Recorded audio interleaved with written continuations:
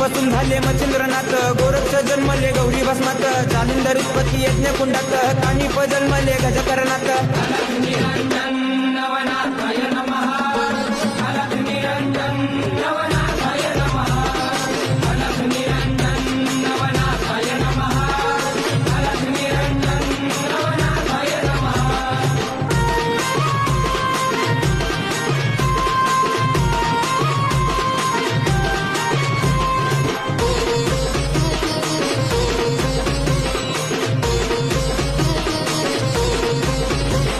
रेवतिरी जन्मले रेवणनाथ, ब्रह्माचा पुत्र